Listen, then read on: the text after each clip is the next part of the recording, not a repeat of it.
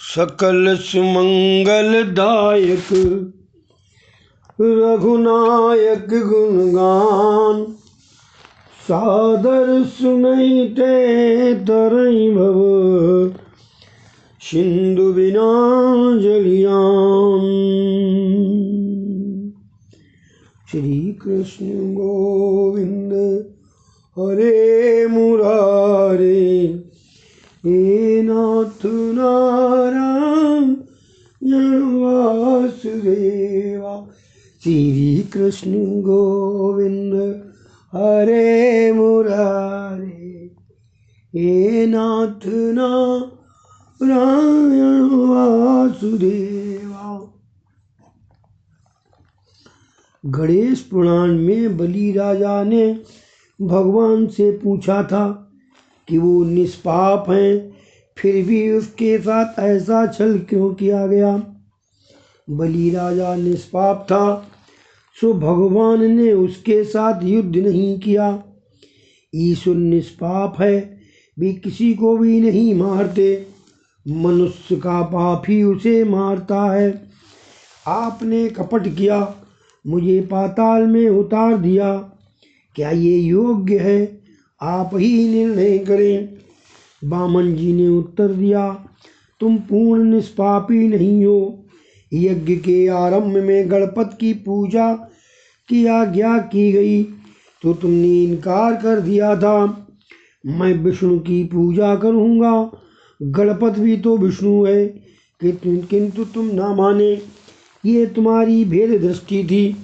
जब तक अनन्य भक्ति सिद्ध नहीं हो पाई है, तब तक अन्य देवों में भी अपने इष्ट देव का अंश मानकर उन्हें बंधन करो और इष्ट देव से अनन्य भक्ति करो।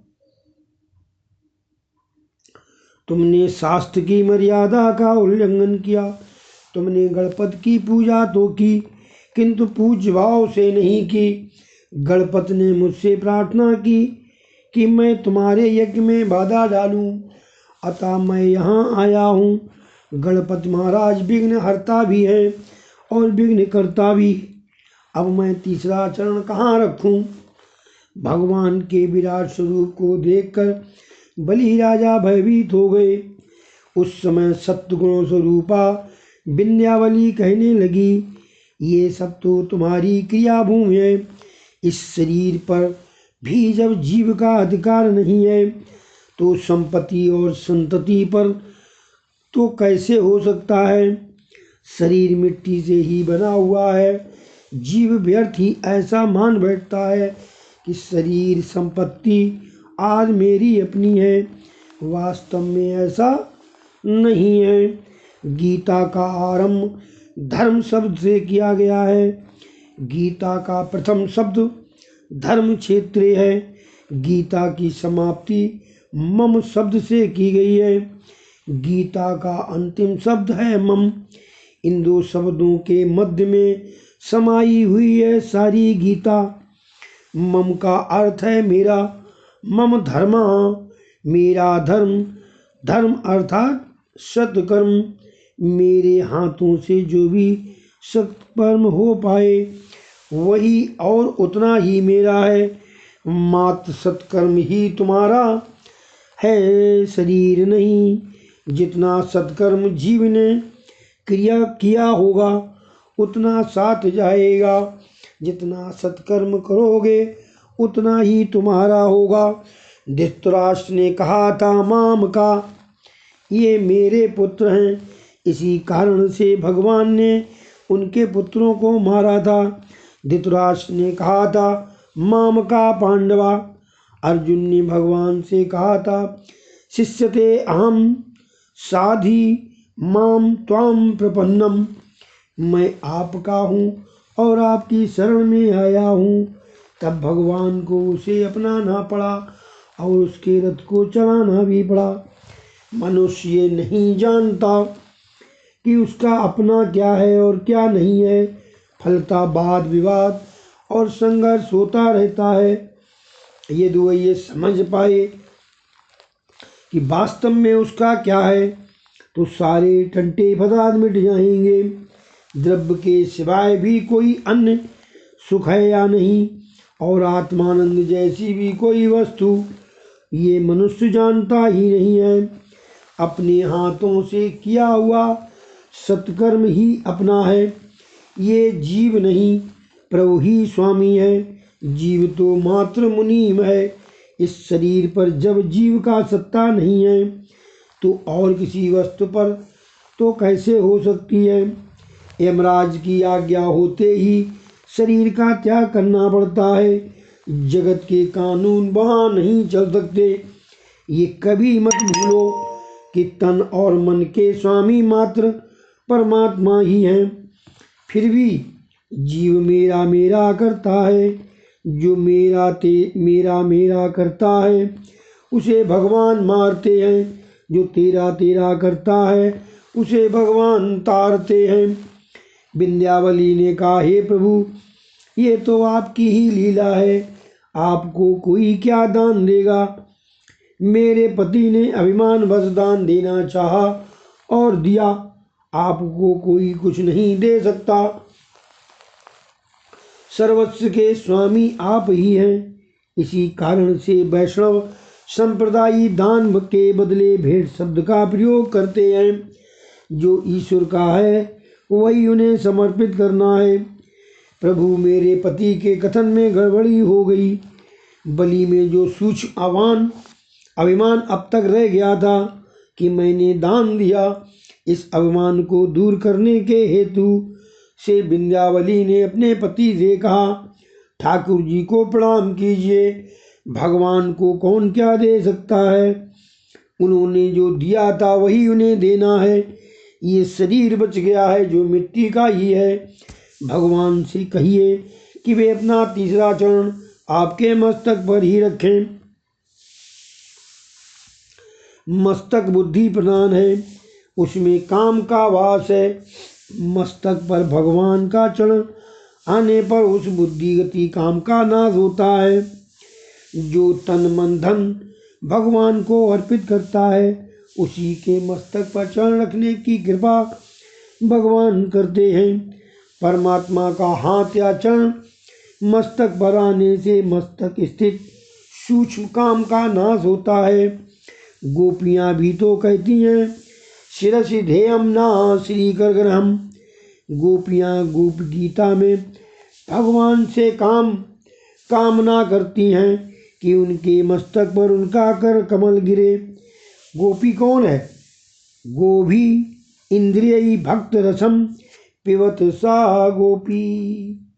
इंद्रिय भक्त रसम पिबत सा गोपी।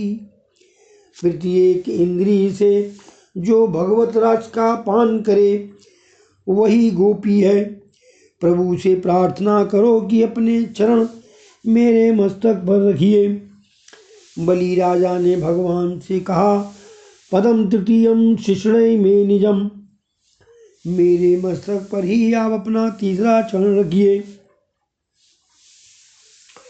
मस्तक में बुद्धि होती है और बुद्धि में सूक्ष्म रूप से काम समाया होता है। उसको नष्ट करने के हेतु ही अपने मस्तक पर चरण रखने की प्रार्थना बलि ने की। ऐसा होने पर सकाम बुद्धि नष्ट होती है। जीव और ईश्वर के मिलन में बाधक अवरोधक काम ही है। मैं ठीक तरह से कह न सका, मुझे क्षमा करें। मेरा तो कुछ नहीं है, आप किया ही है। जो है आपको दे रहा हूँ, अपराध क्षमा करें। सचमुच ही आप हम असुरों के भी परोक्ष गुरु हैं, क्योंकि हमारे बड़प्पन की दीवार तोड़कर आपने हमारी आंखें खोल दी हैं। इतने में बलि राजा के पितामह प्रहलाद जी का वहाँ आगमन हुआ। वे भगवान से कहने लगे, आपने मेरे इस पौत्र को दिया हुआ इंद्र पद छीन लिया है और लक्ष्मी विहीन भी कर दिया। मैं मानता हूँ कि ऐसा करके आपने उस पर बड़ा अनुग्रह किया है। दाता को कभी अभिमानी नहीं बनना चाहिए। जो बंधन करता हूँ वो प्रभु को भी बंधन में रख सकता है। जो बंधन करता है वो प्रभु को भी बंधन में रख सकता है। शरीर का अर्पण अर्थात मेरापन, अहंकार अभिमान का अर्पण। यदि दाता दीन नहीं बनेगा तो उसका दान भी सफल नहीं होगा। बलि राजा के हृदय में जब दैन्य आया तो परमात्मा का हृदय पिघल गया। उन्होंने राजा से कहा, तुमने मुझे सर्वस्व का दान दिया, सो मैं तुम्हारा ऋणी हो गया। नम्रता दैन्य के आने पर परमात्मा ऋणी हुए। मैंने इंद्र आदि को स्वर्ग का राज्य दिया है, किंतु तुम्हें पाताल का राज्य देता हूँ। आज से तुम्हारे प्रत्येक द्वार पर मैं चौकसी करूँगा। बलि राजा के कानों में और आंखों में ईश्वर समा गए। बलि राजा ने कहा, स्वर्ग के राज्य की अपेक्षा ये सुतल पाताल का राज्य अधिक अच्छा है। यहाँ भगवान का सतत सानिध्य है। इस बलि राजा की कथा में थोड़ा रहस्य भी है। बलि जीवात्मा है और बामन परमात्मा। बलि राजा के गुरु हैं शुक्राचार्य। इसका अर्थ है कि जो व्यक्ति शुक्र की सेवा, वीर और ब्रह्मचर्य की रक्षा करता है और जो संयमी है, उसे कोई भी मार नहीं सकता। बलि राजा को कोई मार नहीं सकता। कंस आदि को मारा था, किंतु बावन भगवान ने बलि को नहीं मारा। बलि निष्पाप है, शुक्राचार्य की सेवा करता है, सदाचारी है। स्त्री यदि कथायाम समाप्त। बोलो श्री कृष्ण भगवान की जय। हरे कृष्ण कृष्ण कृष्ण हरे हरे, हरे राम राम राम हरे हरे।